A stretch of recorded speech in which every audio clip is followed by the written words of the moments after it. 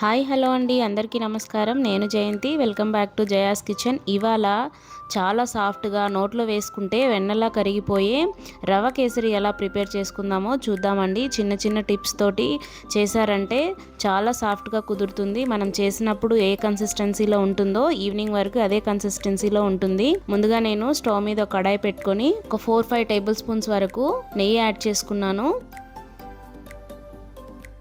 ఇందులోకే కొన్ని జీడిపప్పులు అలాగే కొన్ని ఎండు ద్రాక్షలు వేసుకొని ఒక 1 మినిట్ ఫ్రై చేసుకున్నానండి.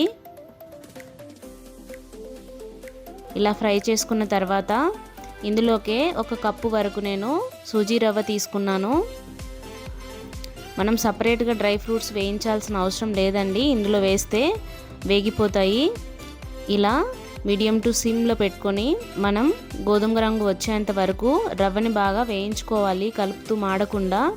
ఇందులోకి ఇప్పుడు 1 కప్పు రవ్వకి 3 కప్పుల వాటర్ వేసుకోవాలి, వేడి నీళ్ళు యాడ్ చేసుకోవాలండి.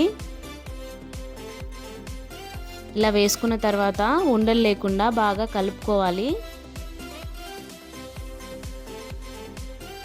ఇలా ఒకసారి బాగా కొంచెం దగ్గర పడ్డాక ఇందులోకే కప్పుకి కప్పున్నర వరకు షుగర్ యాడ్ చేసుకోవాలి. అప్పుడే మనకి స్వీట్ సరిపోతుంది, తినడానికి టేస్టీగా ఉంటుంది. ఇలా షుగర్ అంతా వేసుకున్న తర్వాత బాగా ఒకసారి కలుపుకోవాలి.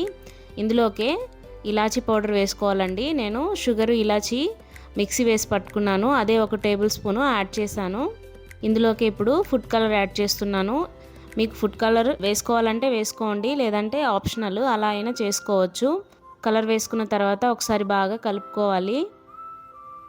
ఇప్పుడు మనం నెయ్యి యాడ్ చేసుకుంటున్నామండి. నేను ఇక్కడ కప్పు రవ్వకి 1/2 కప్పు వరకు నెయ్యి యాడ్ చేసుకుంటాను. మధ్య మధ్యలో కలుపుకుంటూ మనం నెయ్యిని అన్నది యాడ్ చేసుకోవాలి. నెయ్యి కొంచెం ఎక్కువే పడుతుంది, అప్పుడే మనకి కేసరి అన్నది చాలా టేస్టీగా కుదురుతుంది. చూడండి స్ట్రెచర్ ఎలా వచ్చిందో. ఈ కన్సిస్టెన్సీ చాలా బాగుంటుందండి.